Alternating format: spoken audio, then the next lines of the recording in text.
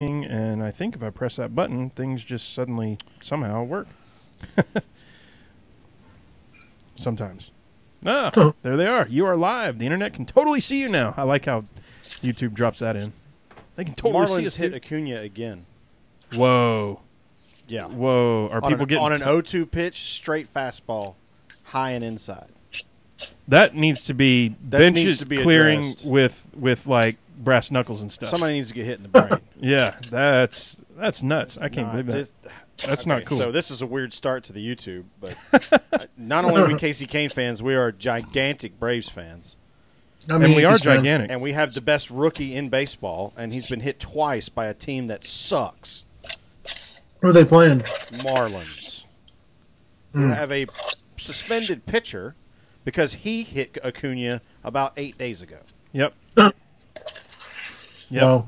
Because they can't get him out. He hit 3 straight first at-bat homers. Yeah, leadoff homers. Twice in the same day. It was a doubleheader. There's only 4 guys in the history of baseball that have done that. Oh, wow. And we have a 20-year-old that just did it.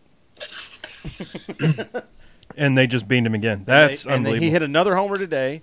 He did pimp it a little bit, as one of my friends said, which I think he deserved because of Urena being on the bench because he's suspended.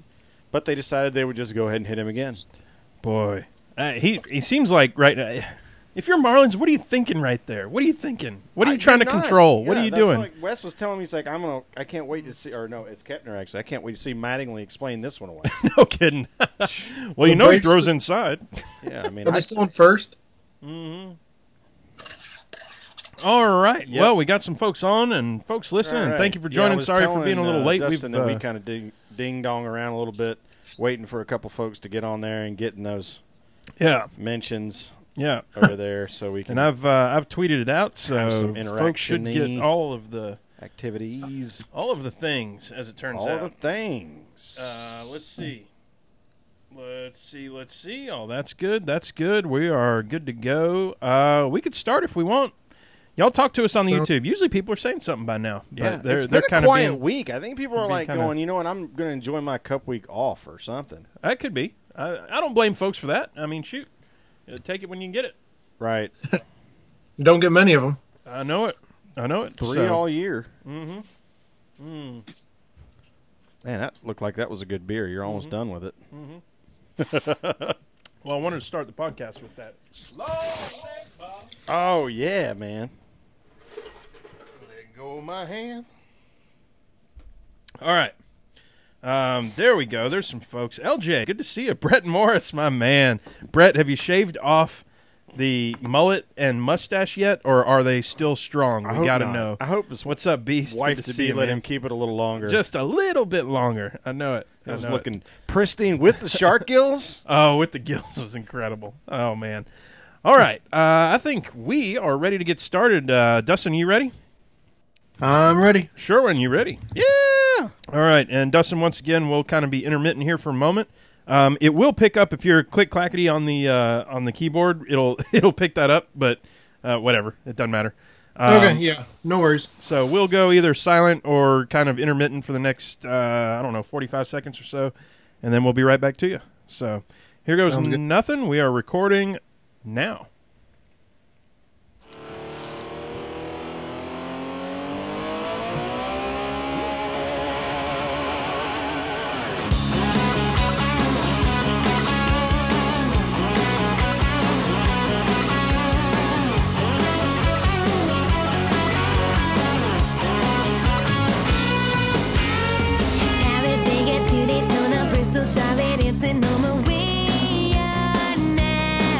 Welcome, y'all!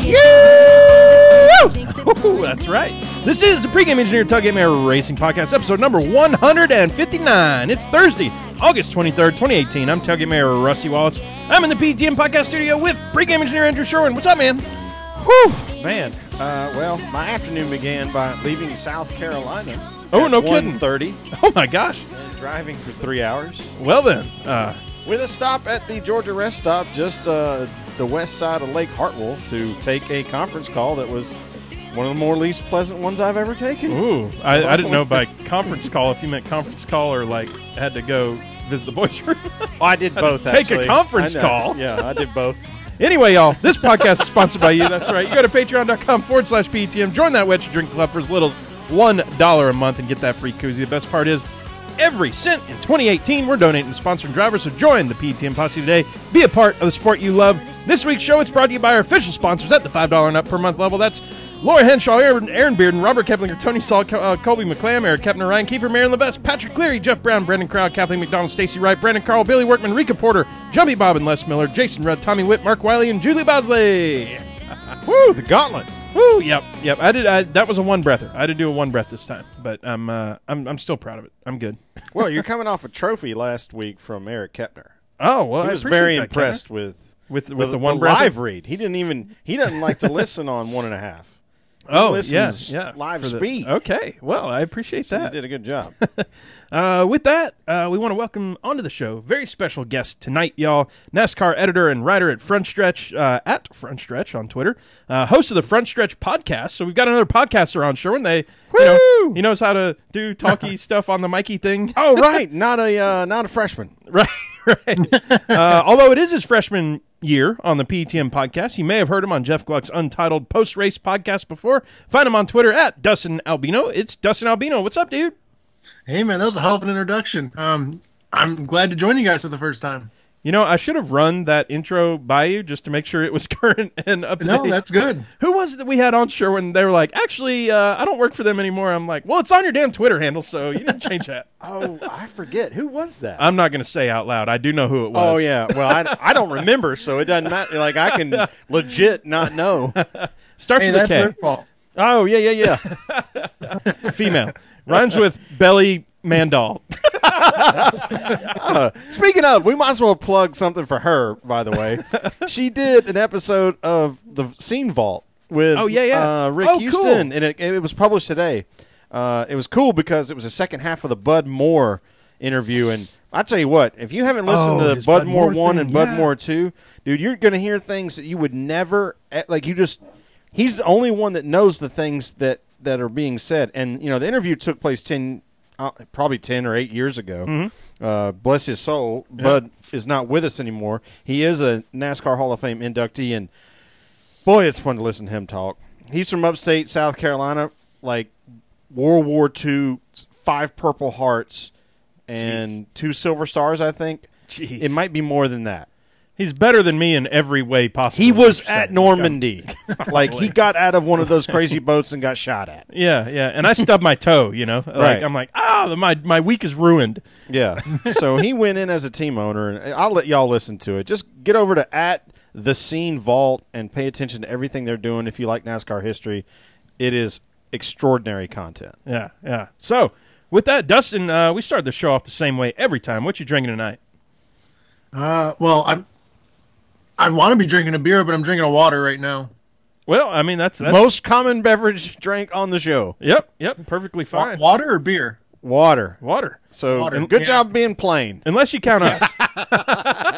I'm an H2O guy, but if I had to go to a beer, I'd go Miller Lite. Well, Oh, sir. well. Well, sir. Sherwin, what are we drinking? Where are we racing this week? We are racing at, Wisconsin. Elkhart Lake, Wisconsin. That's right. Where does Miller come from again? Miller Brewing, Milwaukee, Wisconsin. That's right. Look at that. So we got some long necks here. I got some stuff from Savannah, Georgia in the cooler. We got some leftovers from previous weeks here. We got a Dickel Rye whiskey because of being from Tennessee, and we got a Widow Jane from who knows how long ago. That's like highfalutin whiskey right there. Ooh, I told Sherwin Get it earlier. away from me. I got into the Widow Jane because he left it at my house. Well, so I got into it. It happens. And then I got into it again and again. Like I told him I shouldn't have poured the last one, and I did. And then I shouldn't have drank the last one, but I did. And those things will all happen sometimes. It's just part of the Of plan. course. Bad decisions. Guys, I don't know if you guys were at Bristol. I was, and they had a moonshine tent out on display, and I was like, whoa. yeah, The very first Bristol I went to, which was 2008 August, was when Junior Johnson launched Midnight Moon. Oh, wow. So they had a big old thing. Yeah, we don't know anything about moonshine, though. We can't tell you anything about where it comes from or how you make it. Or who makes it, or the address of the guy. What the process is, or the recipe. We don't know We don't know one thing about it. Right. Trial by error. Just go for it. Yeah. Exactly. So, Dustin, let's get the PTM posse. Let them get to know you a little bit. Why don't you tell us what you're up to? So you just graduated recently. Maybe earlier this spring. What are you up to now? What's going on?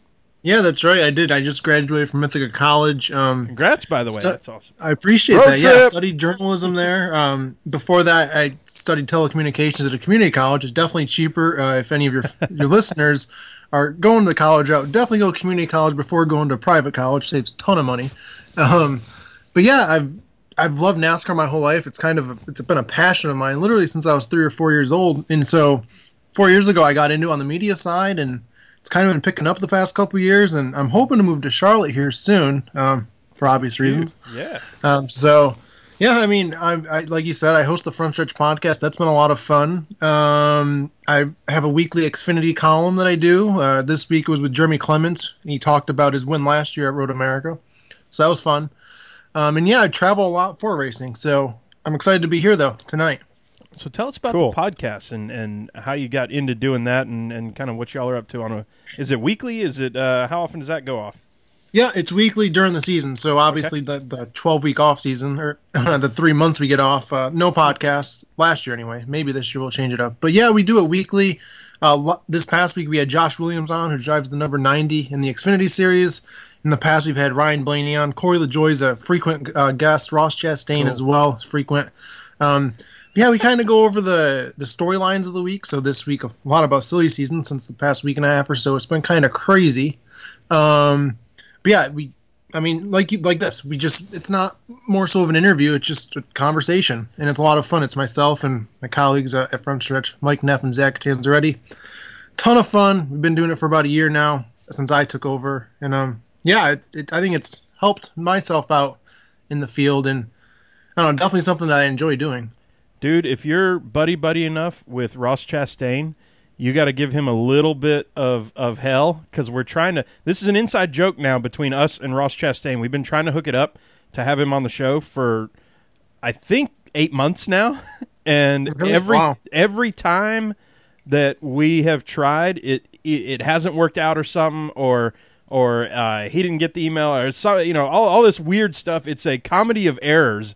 And he keeps saying, "Yeah, man, I'll be on the show." So we keep going to all these races, and he's great. He shows up at the tweet ups and all that. And as soon as he sees us, he hangs his head and he goes, "Man, I can't believe it. Oh my gosh, I'm so sorry, guy. What are we?" So it's pretty funny. If we can get like the NASCAR community rallied around Ross Chastain not being on our show and make it like a whole inside joke here. That would tickle us to death. So the next time you see him, whether it's on live on a show or nothing, just say, "Hey, these weird guys, they go by PTM Podcast. They said to let you know, they're still waiting on you. He will die. It'll be hilarious." I guess we'll have to give him a little bit of hell. But I'm sure he'll be on. He's a great dude, and obviously today we're taping Thursday, or we're recording live. He got that big deal with the Xfinity Series with Ganassi for 3 weeks, so that's kind of cool. Yeah, it's. Did I put it in the notes or no? You didn't. Let's talk about it. Yeah, we will. Let's talk about it now. Why not? So announced today, Chip Ganassi has signed in partnership with DC Solar, company he's got a great relationship with. Mm-hmm. The Ross Chastain will race 3 races in the Xfinity Series for Chip Ganassi Racing starting next year. That's so cool. That's so cool for Ross, who runs all 3 series like a full-time schedule. There's not one person that talks about him that says anything other than, dude gets more out of that car that he's in than it's got. Yeah. He's been he's a hard racer, and that's what racers are. Racing isn't ballet, Yeah.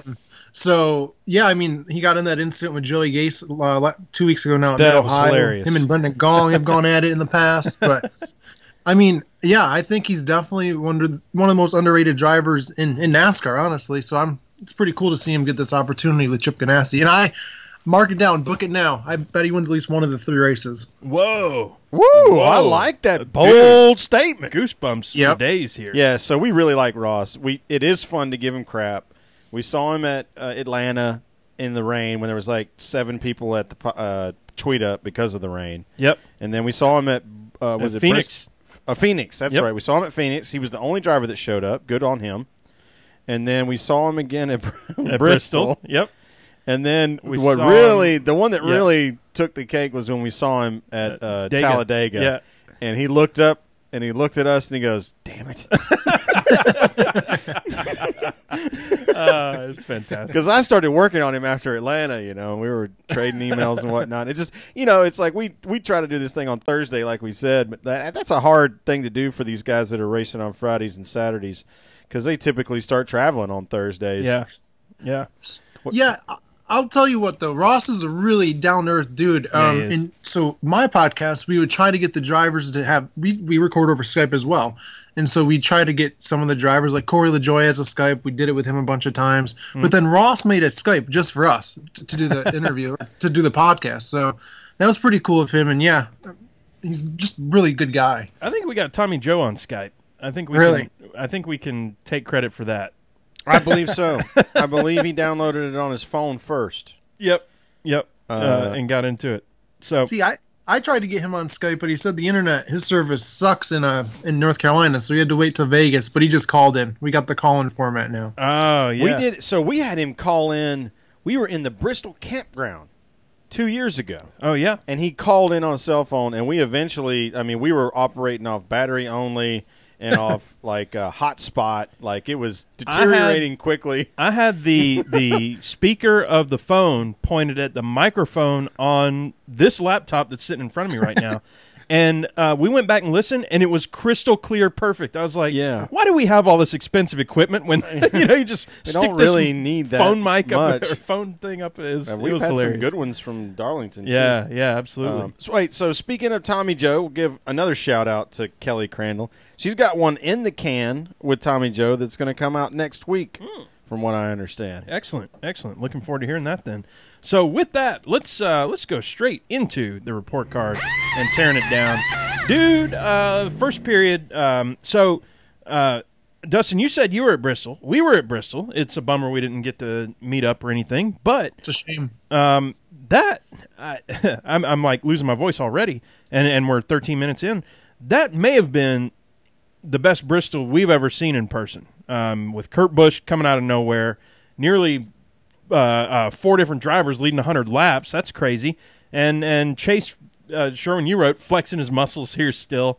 What was your take, and what sort of grade? By the way, we didn't really give you any heads up on this one. We kind of grade things, but it doesn't matter if you get a A, B, C, D, F, 7, Z, 12, whatever you want.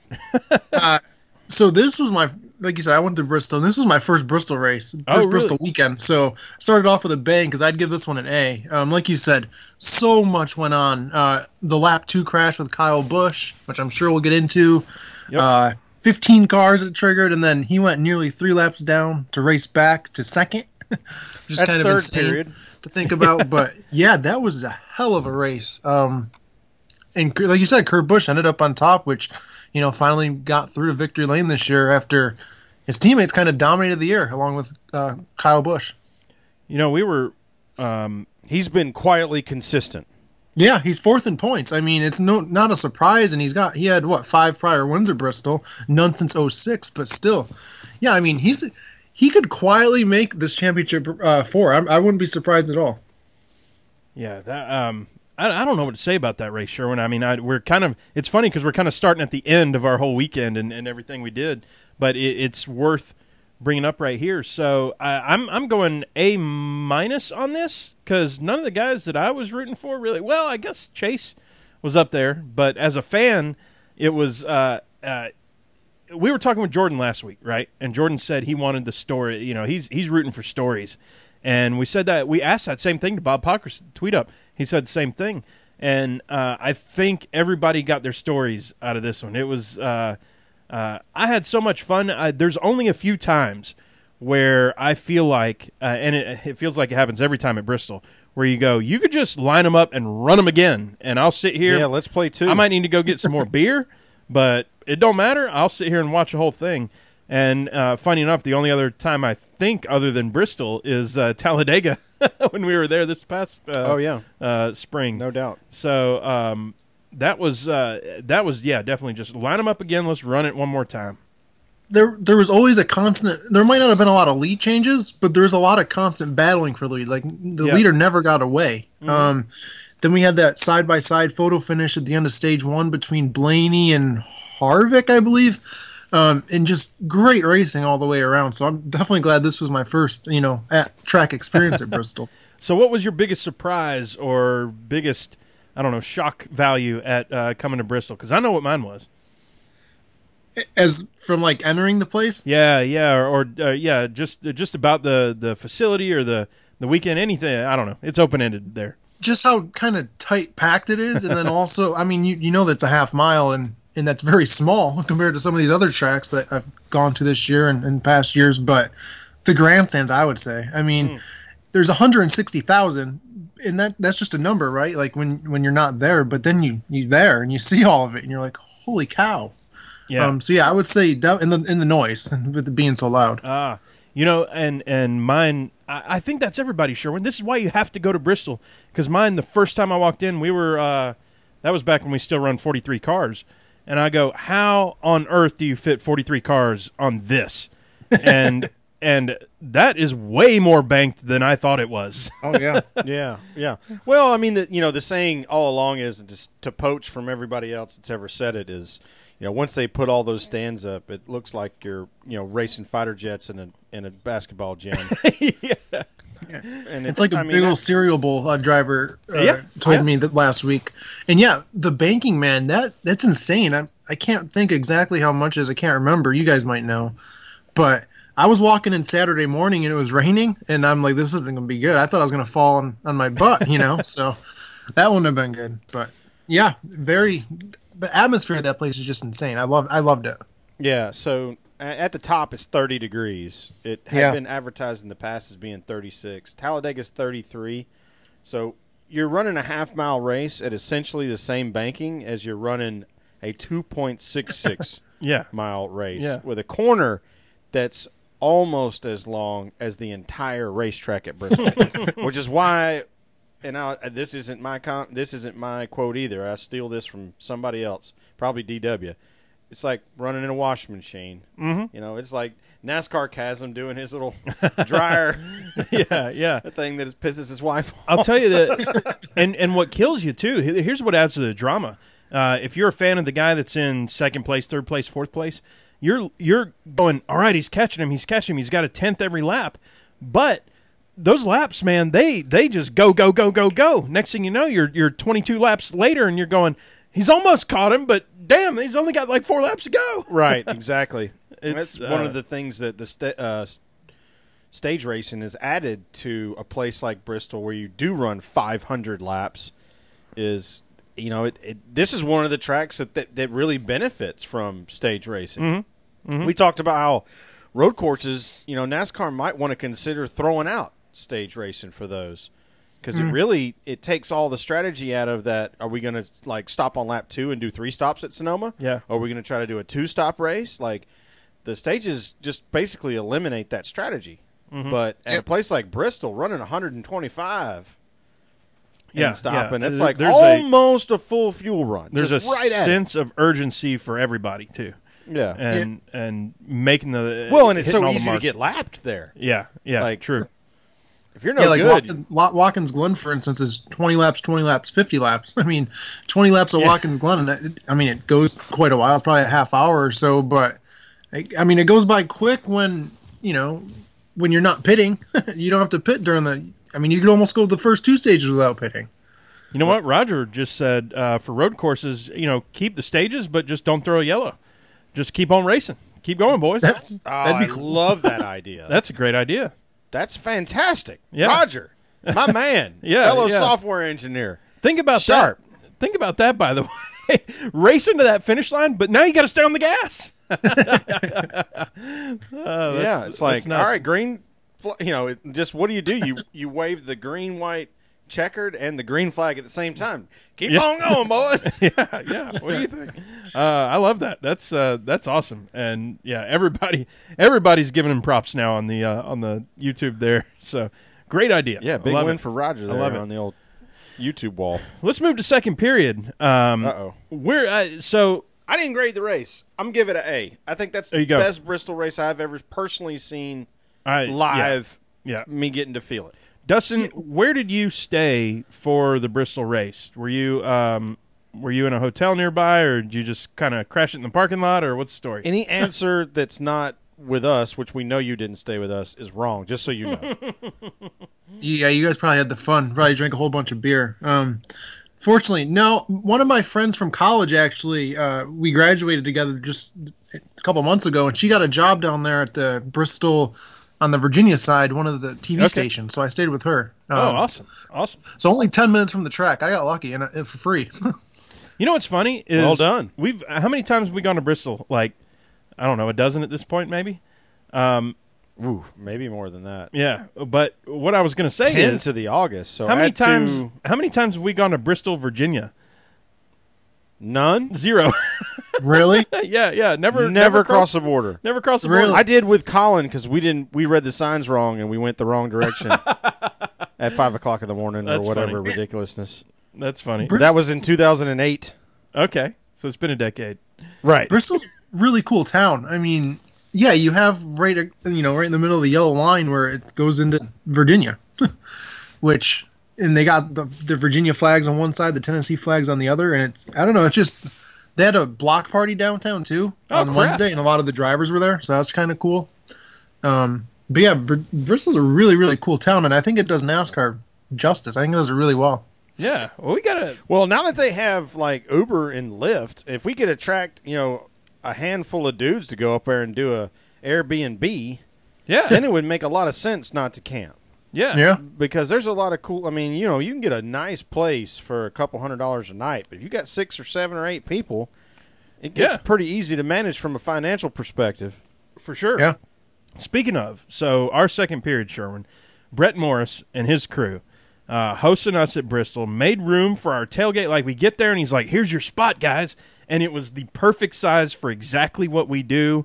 He offered us food. I mean, they had a boatload of meat that they just grilled over the weekend, shots galore. Hell of a bachelor party for Brett. There's a lot of stories, but I'm not sure that we want to. Judy was so many stories. I'm not sure that we want to share any of those out of respect to Brett. But boy, what a blast! And we've talked about it so many times. This community, these people, we show up, and it's like we've known Brett for 20 years, that we grew up with him and stuff. Just how cool. We just show up. Hey, boys, what's happening? Hey, there's your spot right there. Grab you a beer. Let's do something. I remember this. So I can't remember his buddy's name, but the one person I can't remember, because I remember Austin, the guy and with Brooke the red goatee, and the Asian fella. But he, yeah. See, I got you. Got me for sure. So as soon as we're done setting up, I know which one you mean. As soon as we're done setting up, yeah, no shirt guy. We sit down, wiping sweat off our brow on the cooler. He rolls up and he goes, "So y'all drinking beer or what?" And it was like, "Oh man, watch this!" But it was the most perfect timing. Just him walk up. Hey, y'all drinking beer or what? You're done setting up. I see that. But I thought Scott. Brett says that's Scott. Yeah, okay, Scott. I thought we made really good on our bet that we would have our tent set up in 3 minutes. Yes, and we nailed it. Nailed that one. So Brett shows up with this is bachelor party weekend, and this was a Rodney Sandstorm moment. Yes, he's got a mullet with the side gills. shave. And by the way, I think it was like his wife's bridesmaid or best lady. What do they call that again? Maid of honor. Maid of honor. I'm like, head bridesmaid. What is that thing? Yeah, I don't know what that is. But she's a hairdresser, and so she did the whole hair thing, and she cut the shark fins into the side of his buzz cut, y'all, and then had the mullet behind it. And the mustache, it was one of the greatest things I've ever seen. He had a slightly more red, but like red in color but totally like yeah. Earnhardt Senior mustache. Oh yeah, and the people, Nice. the people walking around. Just I love what I love is when he's walking around and people think like this is serious, like this is how he rolls. This is his normal day. Yep. And oh man, that was beautiful. But we can't thank Brett enough for just rolling up. And slide into our DMs, hey, you boys want to stay with us? And we get there, and he's like, well, there's your spot right there. You know, do that, set your thing up, drink some beer. Let's do it. And I don't know. I had more fun. Yeah, so Brett gets like an A++ with the advanced placement, like +5, whatever that is. Mm-hmm. So he gets like 105. Oh, yeah. Gets extra credit on that one. And dude was totally chill. Like, I haven't met very many people that are just that even keel. Yeah. Like, dudes, I mean, and I say that about Rusty. Rusty is super even keel. Brett Morris is just as chill as the other side of the pillow. I got to give him another, like, I got to use a word that Marty Smith always uses when he talks about good mullets. He talks about plumage. Plumage. Great plumage. He had fantastic plumage. So, Dustin, what's some of your best at-track experiences that you've had? That's a tough question. I don't know, just the experience, I think.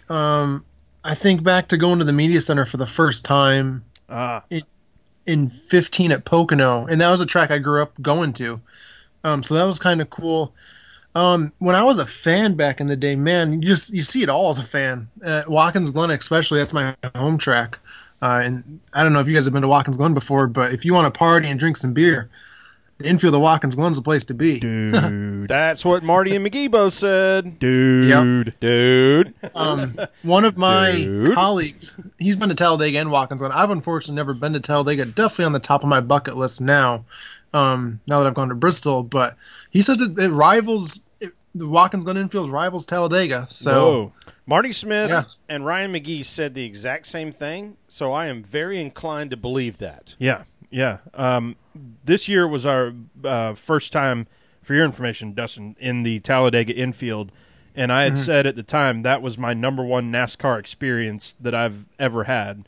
I believe this past weekend rivals that, and this coming weekend we're going to be at Darlington with Brandon from Lab Traffic. Like, it's going to be a whole new deal, and Andrew Cancian and his buddies. Holy crap! Yeah, we're doing all. I mean, this has been without a doubt our best year of NASCAR, and throw the weather out of it because that stuff happens. But this has been in terms of experiences, and I don't know. I'm assuming it's because we're willing to do this once a week that helps us get into places that we wouldn't otherwise be in. If we were just fans, it would just be Rusty and I camping on a hill in Bristol. Yeah. And that it's changed a lot as we've started to expose ourselves to whoever's going to listen to this, and we really appreciate them doing so. But it's so exciting because you're right. We've been to Talladega a couple of times. Going to see it the way our friends that we met at Darlington see it, and just it's a whole different experience. Like you're in the infield, like it's all about the camping, and then. Oh, by the way, we're in the middle of this gigantic racetrack, and there's fast, loud race cars going around sometimes during the day. Yeah. And, like, you watch some of it. You don't watch others of it because there's other cool things going on.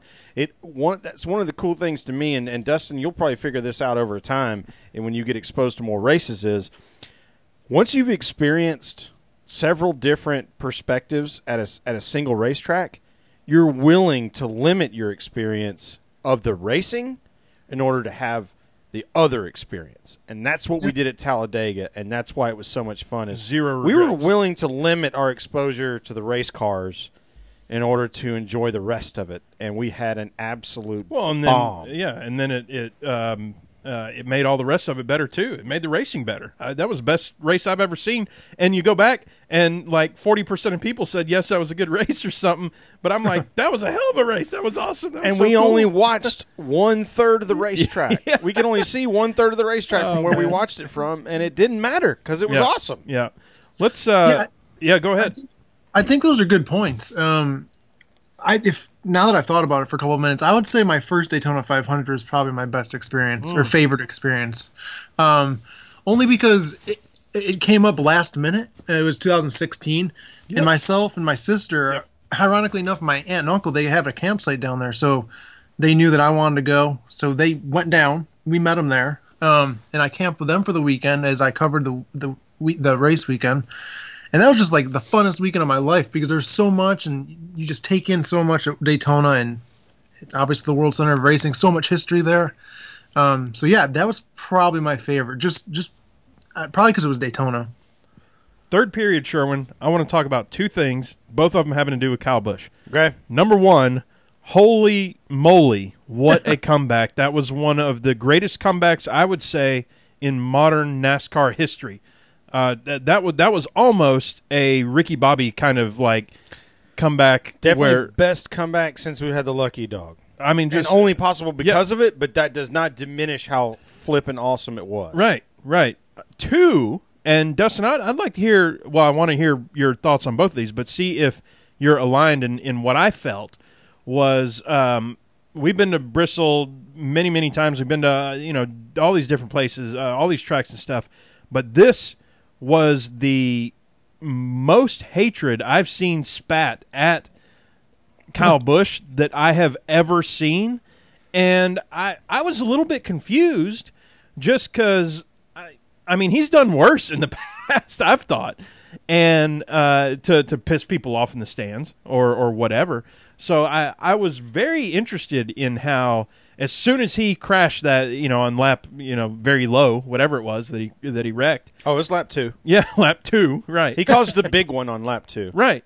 And the people who were just cheering in the stands, same with the Xfinity race, by the way, which we haven't really talked about. Yep. But Xfinity race, as soon as he wrecked out, I mean, he that wrecked was early out. too. That was, what, 50 Lap laps 70. in? And the cheering was just beyond what I had heard before. The booing when he's talking was beyond what I had heard before. So two things. One, holy crap, that comeback. And two, Dustin, I'm curious to hear from you on if that's the most, I don't know, that a crowd has been against Kyle Busch yet, and why that is right now as opposed to, I don't know, 2 or 3 years ago or whenever. Yeah, I mean, as far as the comeback, that was absolutely insane. I couldn't believe what I was watching. He went nearly 3 laps down during the first stage, and within, honestly, like 5 or 6 feet of going a third lap down, and then he came out of the pits and pulled away from Ryan Blaney by like a straightaway. Right.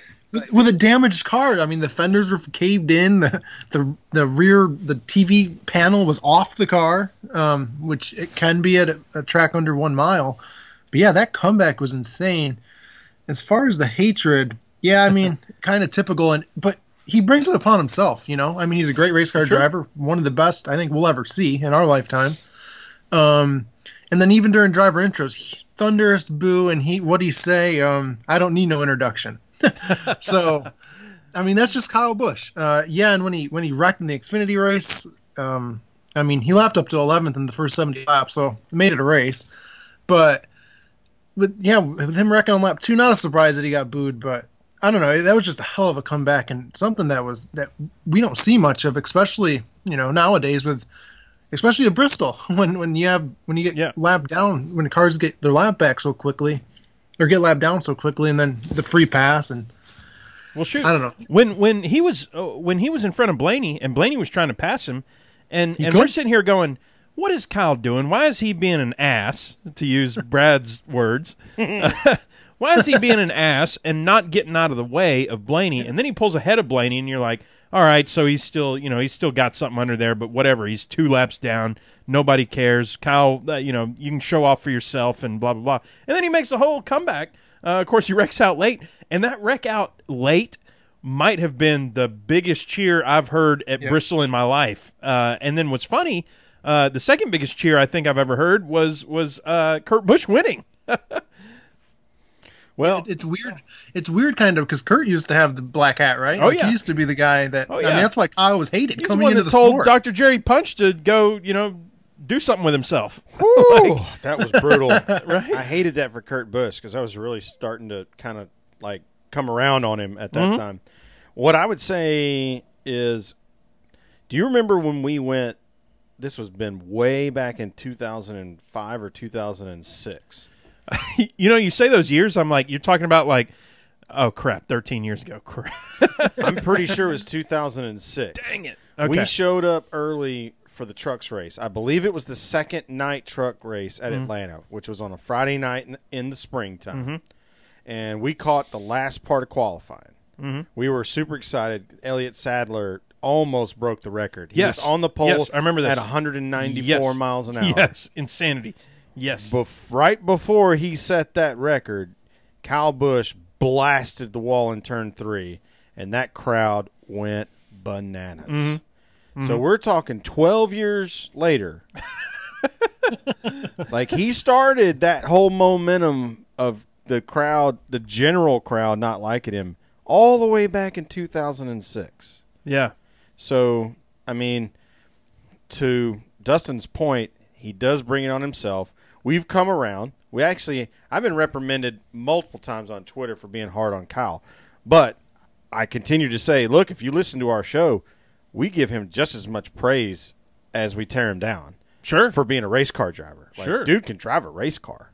I'm not surprised. He's not much of a PR guy, but I'm not surprised this crowd didn't like him because he inadvertently wrecked Martin Truex, who was a fan favorite. Oh, yeah. Yeah. And ended his day. And much like 3 years ago when we wanted to maybe start up a pitchfork mob with sniper rifles because it seemed like every other race he was incidentally dumping Casey Kane. Oh, who that was, we root for. Like, he wrecked him 4 times in one, or 3 times in 1 year, and Kenseth got him another, and it was all Joe Gibbs. It's like, you know, Casey's who he is. He's not a retaliator. But you know what? I went back and looked at some footage. It was either Martinsville or Loudon that Kyle dumped him, just being dumb. Oh, it was, yeah. And Casey, like, his car was all, it was so, the chassis was so twisted, he only had 3 wheels on the ground. Oh, geez. But when Kyle came around, he slammed it in reverse and just, bam, blasted him. Jeez. That was when Casey was a rookie. Yeah, yeah. But evidently he got coached out of that behavior, but not to take it into the Casey land. But, I mean, I'm not at all shocked by this. The thing that concerns me the most, being a NASCAR fan and being a NASCAR like hobby journalist or whatever it is we're doing here. Whatever it is, this ragtag. You know, it's not journalism because we're not writing, we're not classically trained or any of that. We're just running our mouths and happen to hit the record button while we're doing it. But the thing that concerns me the most about the deal with Kyle Busch was the confrontation with the fan. Oh, yeah. After the race. That one, I mean, and so this is where, like, you completely swing to the other side, and I'm like, what the hell is this fan doing? What the hell, you know, this is not appropriate behavior. I totally agree with you, and I want to bring in, so Dirty Mo Radio hosts a post for a fan guy, a Texan. He goes by the name of Sloppy Yellow. He goes to a lot of races. Really well-timed. We've met him, yeah. Dale Earnhardt Jr. We met some of his crowd. We actually haven't met Sloppy Yellow himself. We met Billy Bradley. That's who. Yep. They all contribute to that podcast, and Sloppy Yellow, being a gigantic Dale Earnhardt Jr. fan, probably a senior fan before that, his Twitter comment I thought really rings well with our opinion on this type of behavior. He said, the next video after that video was posted should have been a video of NASCAR fans beating the shit out of the guy that attacked Kyle Busch. Mm-hmm. That's what should have happened next. Yeah, yeah. And I wholeheartedly agree with that. Yeah, that was weird.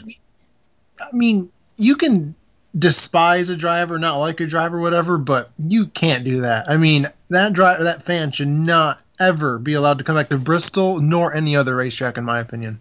Well, and if it's nothing other than personal, and I agree with you, and that's what the various outlets that are like professionals this week said, that guy needs to be found. He needs to be eliminated from that racetrack until he submits a certificate of having taken an anger management class, and then he can buy another ticket. And the reason why I totally agree with that, both the violence perspective on the fan side, attacking other fans who are doing bad things, and on the side of that guy should not be allowed to come back to the racetrack until he proves that this is not going to be a problem anymore, is that limiting access to fans is the fastest way to kill this sport. Yep. The reason why this sport is so awesome is the access. And if this becomes the NFL, it'll cease to exist. And I'll take some personal whatever it is, not ownership, but like how this affects me personally is, look, as fan podcasters, we're never going to get media access if every time these guys are trying to get out to their motorhome, there's some fan like attacking them, because we're fans and they know that. That's a point that I had not considered out of all this. I mean, I'm just thinking, oh, this guy's an idiot. You don't do that just as a fan. You don't do that. It's like the dude who shoot, I'm going to miss names now, but like took a swing at Carmelo Anthony or something in a whoever it was. And it's like, you just don't do that. These are separated. This is the entertainment, and you're the guy. You don't mix those things.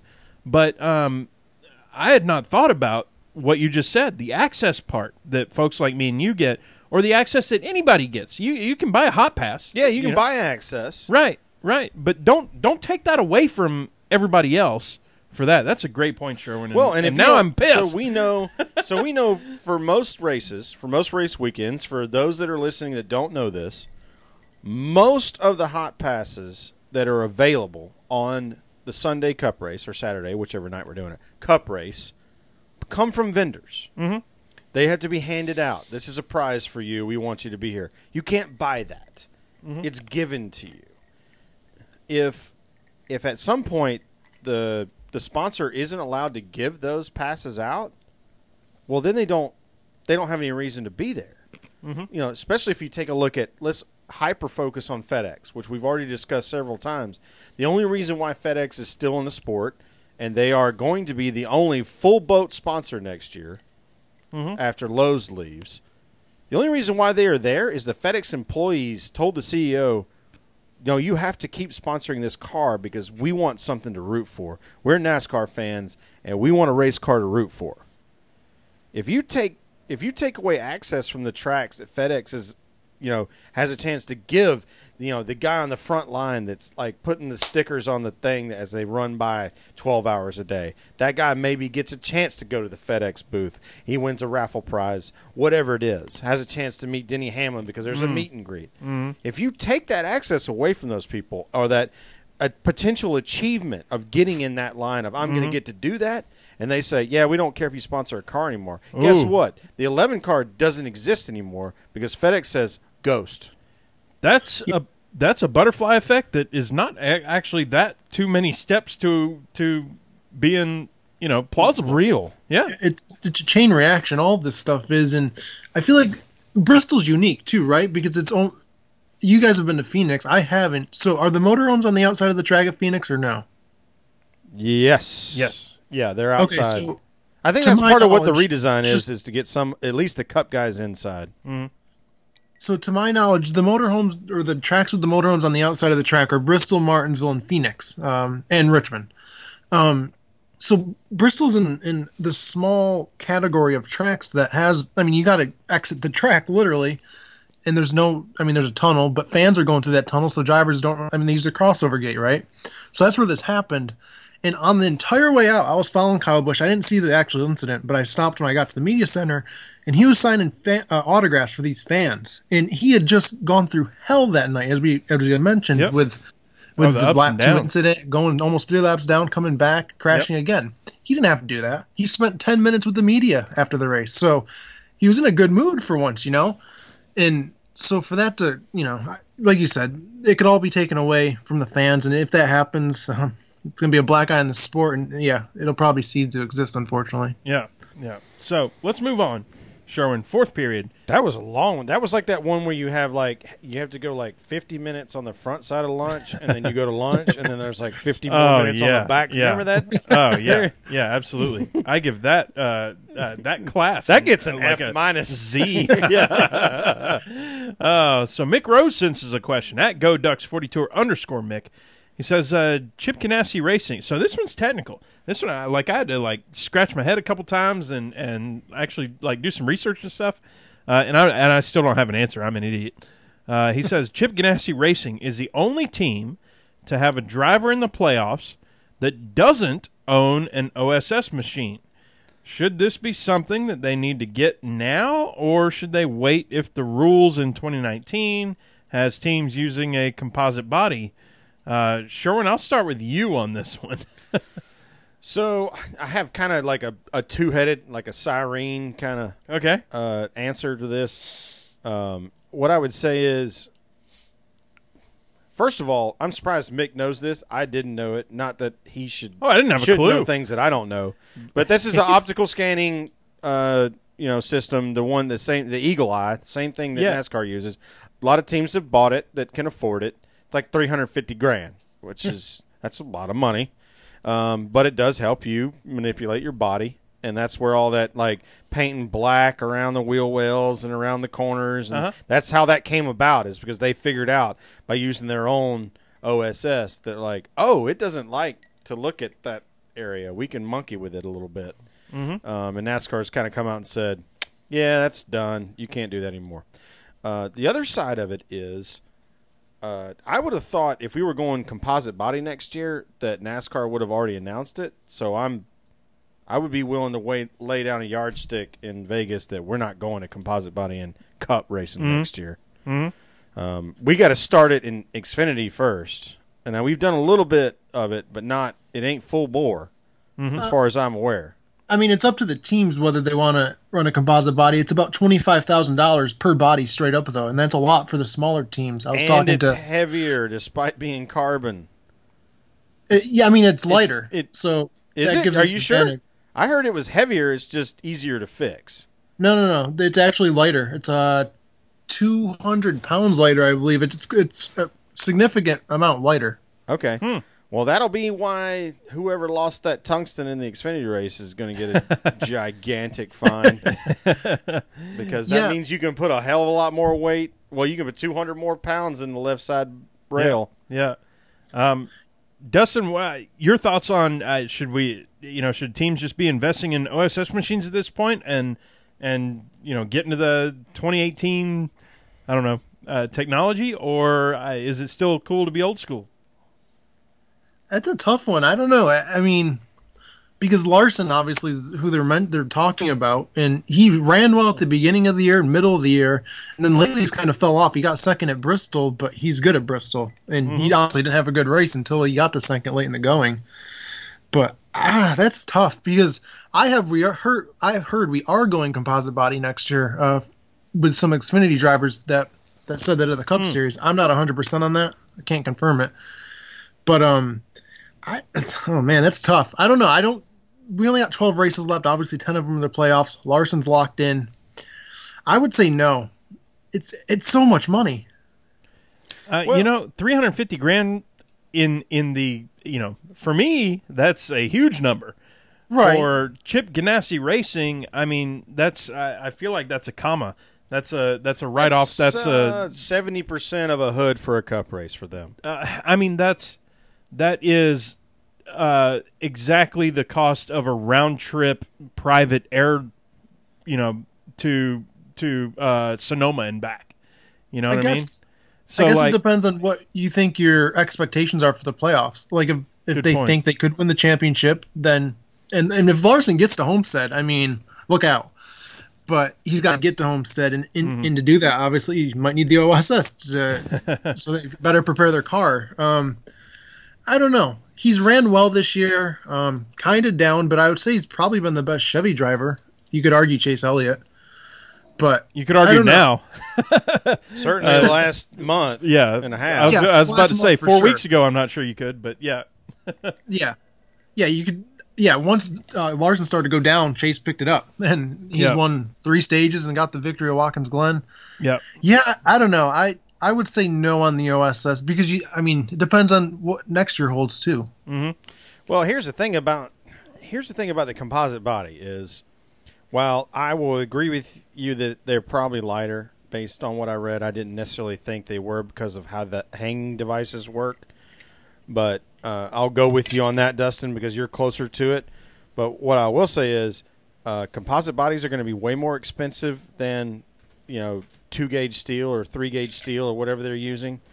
Punch. If you tear it up, it's $25,000 per body. Right. And most teams are going to tear that body up every race. Yeah. And never mind the fact that if you're NASCAR, you're going to have, in order to make this work, you're going to have a single vendor with an autoclave making these parts. And so the way these things are made, for the people at home that don't understand what this is, what a composite body means, is you've got to build a carbon fiber weave, and then you've got to impregnate it with a polymer, and then you've got to autoclave it. And there's going to be about 15 different parts on a car, and they got to do that for 36 races for 40 cars. The lead time on that build, and then you got to figure most teams are probably going to tear that body up at least 10 times. So think about all the parts that have to be built. Autoclave built parts and impregnated carbon weaves are extremely, it's time consuming as hell. So if you're, because you have to get it perfectly right. If you're the Jim France composite body manufacturer, you're feeling pretty good right now. Except for that you're looking at the clock going, there's no flipping way I'm getting this done in time. We need more people. Let's go to fifth period, Sherwin. Next week, we're talking Darlington with Brandon on Light Traffic. He'll be in the studio, and then he'll be on the road with us. We chatted with him beforehand. This is going to be so much fun. Then we're headed to the track. We're going to do a full preview then, so we won't talk Darlington now, but we're going to talk a little bit of Darlington. Well, Dustin. I had to wear my ready. It's beautiful. With the who was it? Swerving Irvin, man. Swerving Irvin. That's a beautiful shirt.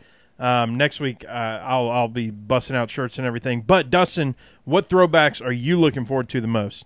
That's a good question. I like Kyle Busch's throwback with Ernie Irvin. That one's pretty cool. There was a couple of Sherwin, you have a Kyle Busch shirt on. Ha ha! Jackass. Double birds. I like the Jeffrey Earnhardt one that hate it when it does that. Released today. I don't know if you guys saw that. Who was it? Who's? Jeffrey Earnhardt. I'm not sure who he's throwing it back to, but it's he's throwing it back to Dale Earnhardt Sr. Dale Earnhardt Sr. started the 1976 or 1977 World 600 in stroker white and with red number 70 or 96 car. So he's throwing back to his granddaddy. That is right. And then I also like Kurt Busch's because it's the replica of the Sharpie car, right? Or was it Rubbermaid with the Ricky Craven finish? Oh, if you got the Sensei on it. It's Rubbermaid. Rubbermaid had the bright colors. Yep. Mm-hmm. Yeah, so I like that one because, I mean, that has a lot of history at that track too, obviously. Yeah, that's cool. So the one I saw today that's not related at all to next weekend, but is completely related to this weekend, was Jordan Anderson's truck. Oh, yeah. Number 3, white with red numbering. It's a Junior Johnson throwback. It is absolutely old school gorgeous. So let's go to recess here. Now, Dustin, I know we're not trying to out people on ages and stuff here, but what was funny very recently. So Sherwin, we camped out for 3 days. We partied hard. We had a great time. We partied like we always party when we go to these races, which is way too hard, and had a blast and everything. We take down our campsite like we always do, fairly early or whatever, not too early, but. We get up, we drink some water, we get our campsite down, we get in the truck. We just start moving around. We know, gathering stuff up. Yeah, putting stuff in trash bags. Rusty and beat me up this time. That's we kind of trade places typical. on that. Seems like. So what happened was what happened was. So we get in the truck, and it's about because of the stops we have to take, it takes about 5 hours or so, maybe 5.5, to get back to Atlanta. But we always stop and try to get some barbecue, which that's a whole nother story. Y'all, we stopped at 4 different places in North Georgia to try to get barbecue, and they were all, not that they were closed, they were shut down. They don't exist anymore. Oh, yeah, it wasn't like we're closed on Sundays, y'all. No, they're closed on all the days that end in Y. There's no store. All of them, yeah. I mean, there's a building, but there's nothing for sale. No more barbecue. We ended up at Zaxby's. So we stopped at Zaxby's. We get out of the truck. You almost fell over, and then I almost fell over just getting out of the truck.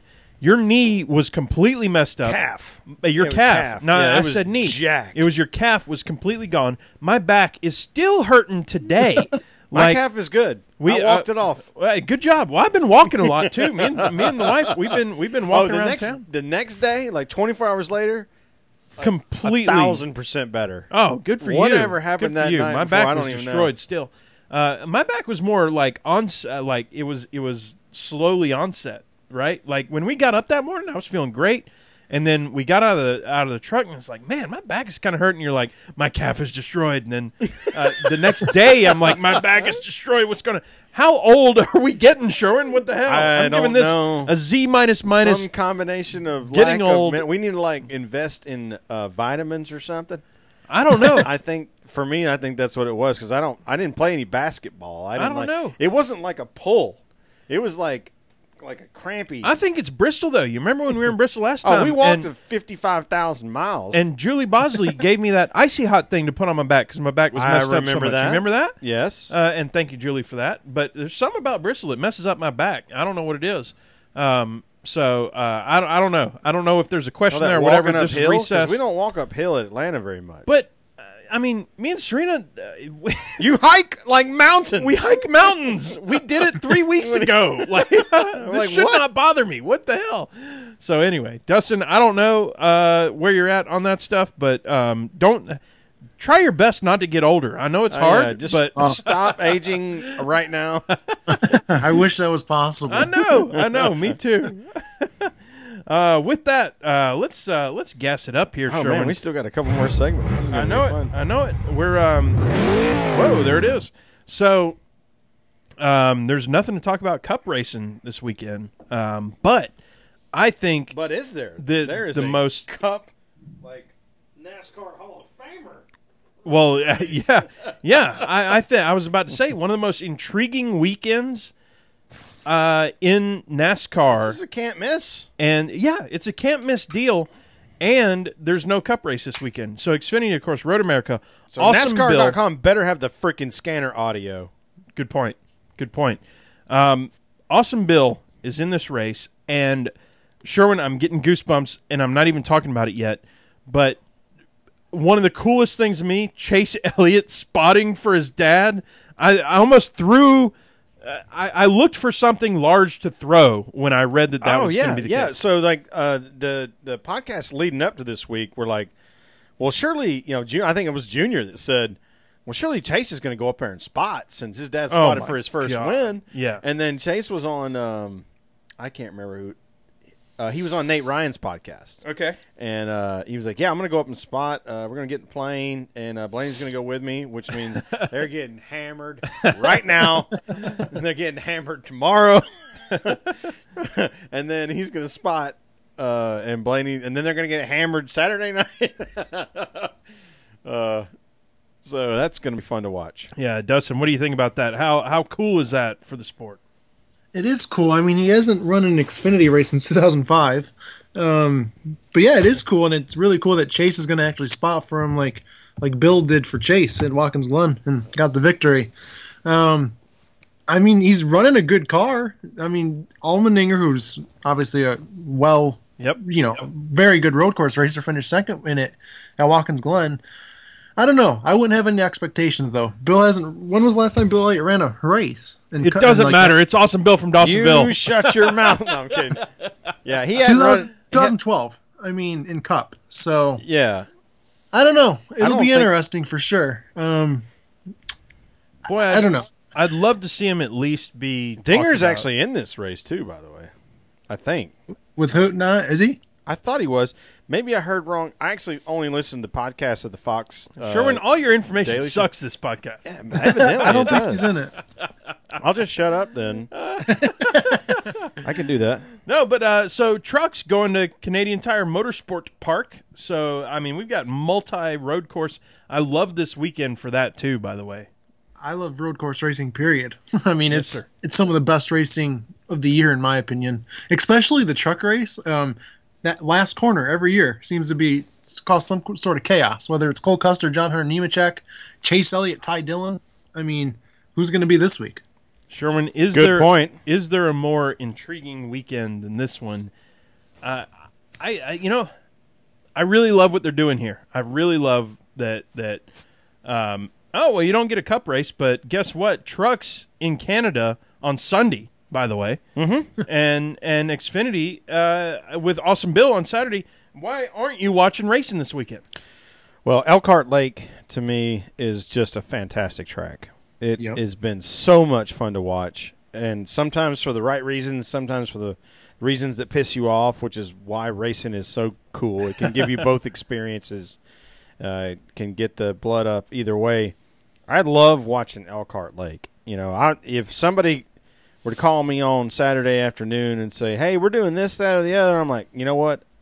I'm not available until this race is over because I'm watching this race. I mean, it's Bill. Bill was the guy that led me to Casey Kane. So absolutely. And I haven't got to watch him race in a car that actually, believe it or not, is capable of winning a race. True. In 12, 13, 14 years. Yeah.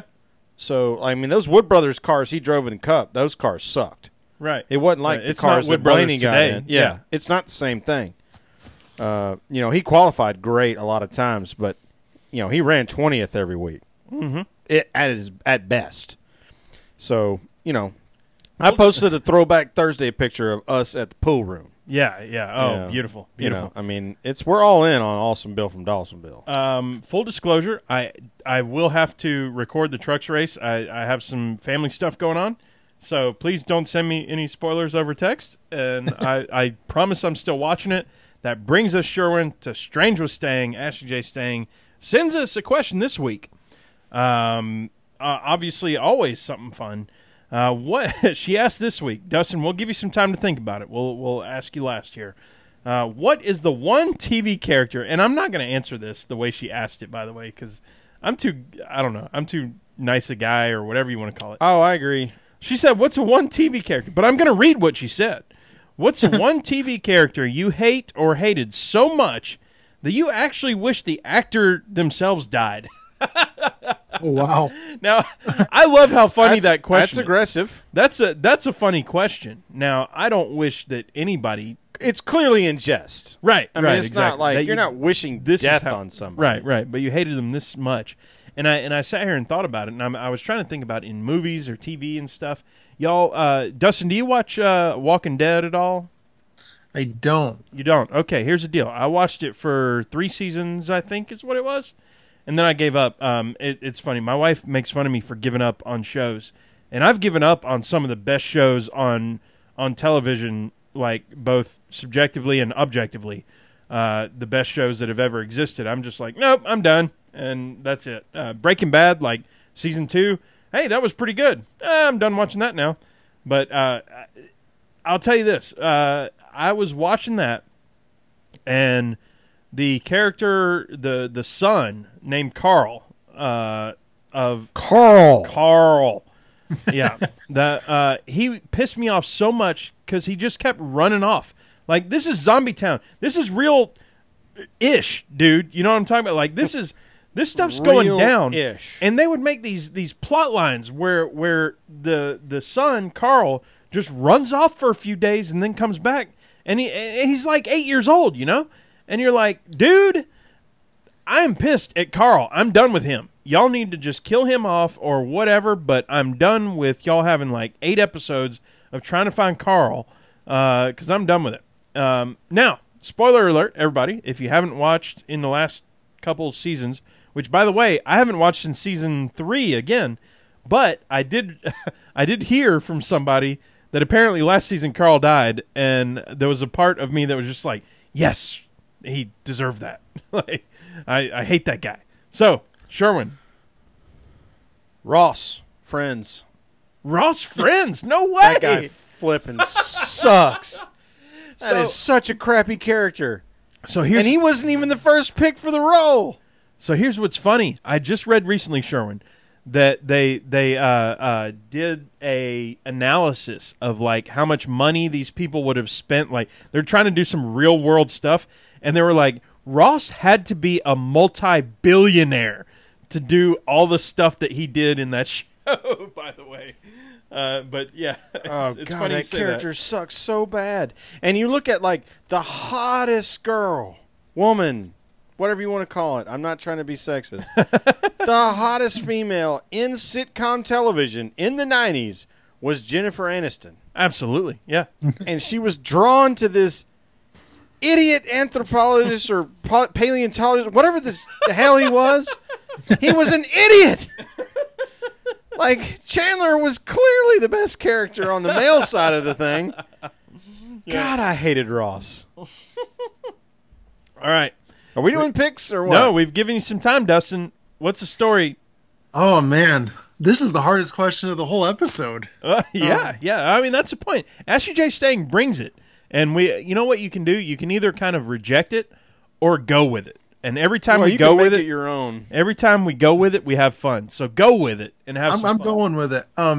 Full disclosure, outside of NASCAR and WWE, honestly, I don't watch much television. Understood. But if I had to go with one, growing up, everyone loved Family Guy, and I couldn't stand it. It was just annoying. So I'd go Stewie from Family Guy. Stewie from Family Guy. I'm with you. So here's what's funny. Now, I like South Park a lot, and I like Family Guy a little bit, but those guys have a huge, like, the South Park guy, dude, you got to go watch. Every time they're interviewed about them, they go, well, look, it's not that they're not funny. This is what the South Park, like Matt Stone and Trey Parker, they're like, it's not that they're not funny. It's just that we don't respect their style of humor at all.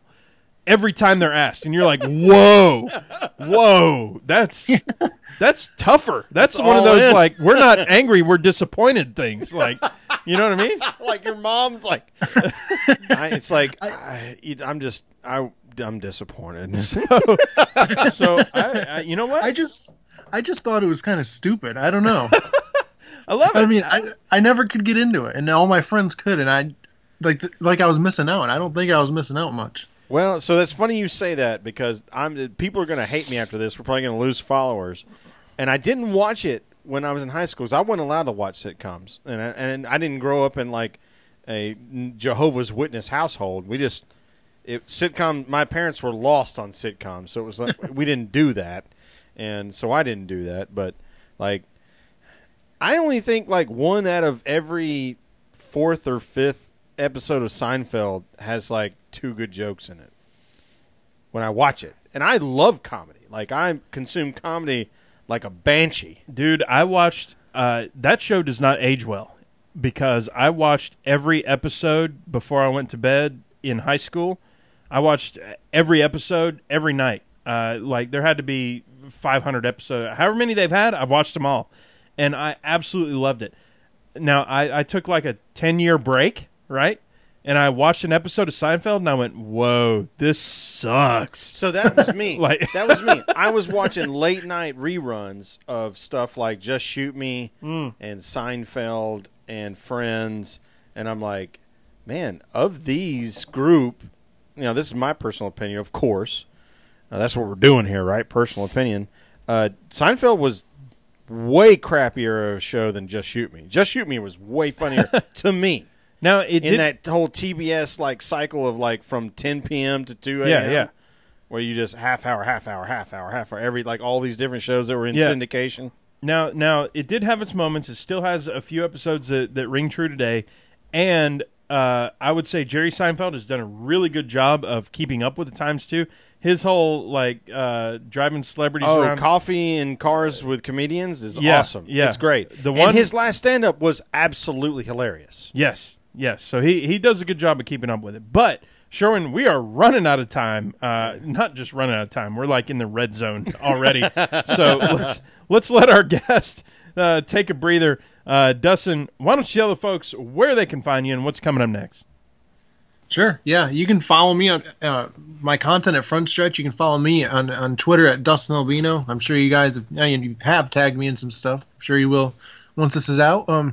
Yeah, and I mean this is an interesting time of the season in NASCAR because we're getting towards that playoff. So a lot of playoff stuff coming up from me. I'll be at Indy. That's my next race. So definitely excited about that. That's another one off the bucket list. Never been there. So, yeah, and you can listen to my podcast every week. It's released today every Thursday with Josh Williams this week. Not sure who we're going to get next week. But, yeah, tune in. Awesome. Cool. That's definitely go find that, y'all. Yep. Appreciate that. With that, let's close this thing down, Sherwin. Y'all know where to find us. As always, PTM Podcast at PTM Podcast, PTMPodcast.com. Y'all know where to find me, Tailgate Mayor Rusty Wallace, at Tailgate Mayor on Twitter, Sherwin. Yep. At Pregame Engineer on the Twitter, at Andrew L. Sherwin on the We got a website, www.petmpodcast.com. Email us at petm@podcast.com. If you like the long form, we're going to be back next week with a very interesting guest. He's going to be in person, the first time we've ever had an in-studio live guest, Mr. Brandon Crowd from Lap Traffic. Go check out at Lap Traffic PC. Dude, it's going to be awesome. It's going to be hilarious. It's going to be crazy. Yeah. We'll see y'all then. Woo!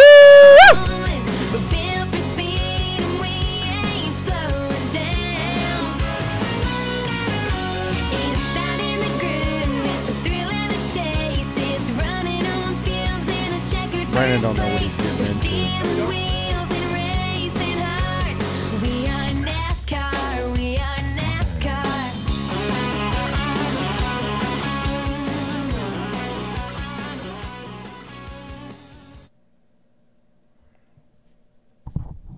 Dustin, you still with us?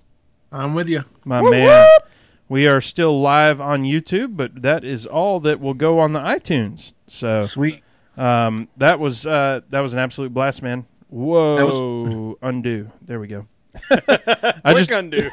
I deleted the entire podcast. Oh, no. Oh, Yeah. No. I deleted the whole thing. So I'm like, don't panic. Just hit Control-Z. That's undo. And boom, it undid. And I'm like, all right. So we did a whole No harm, no foul. Yeah. Great. You don't want to freak out if there's no freak out needed. We did a whole podcast like 3 weeks ago with Kelly Crandall where we offered to record it because she had never done one This is via the most Skype. Embarrassing moment of my probably And last I think if 10 we years. say it enough, Rusty will eventually stop being embarrassed. It'll just be a part of. I won't. This is a I won't. challenging thing. It's the worst thing that's ever happened to me. Because I share in this embarrassment, not for this particular thing, but I understand. Like we did an hour-long podcast with Kelly Crandall, and we did not realize that the way we have our software set up, the file that was being saved is like max volume, all like every piece of data, both video cameras and the audio. So it was saving like 3 gig files. Yeah. Point is, we ran out of room and we're on episode 159. Right. So like he had a folder that was like 280 gig. Oh, more than that. Of Point like is, a 400 we ran gig out of computer. space on my hard drive. It And just shut off. yeah. Now here's the thing. I'm not embarrassed that happened. Like that's a fluke kind of thing. What I'm embarrassed about is when she called and said, I'm having some technical difficulties. And I said, Kelly, do not worry about that. I am a guy. I know this. I know how to. Not I'm a guy. I'm an IT guy. I am a computer guy. This is what I do for a living. You are so covered, you don't even know. And proceeded to fail miserably. Like, We've done 150, Bleep that thing up. 155 episodes at that point with no problems, and we did 156 and completely botched it after telling her that there's no problem. I'm an a-hole. It was pretty funny. For the I folks, mean, it's not funny for Rusty. I get it. I understand the. oh no, it's funny. It's obviously funny. It's hilarious It's- after the fact. I'm just not. Yeah. I'm still not over it. So let's let the YouTube folks go. Thank you for joining, y'all. Y'all are the best. Appreciate you. PTM Always Posse. appreciate everybody tuning in live. And go find Dustin at Dustin Albino and be sure to All the stuff. Front stretch. Yeah. Front stretch. Just search Follow front Front stretch. Stretch. front stretch. That's the deal.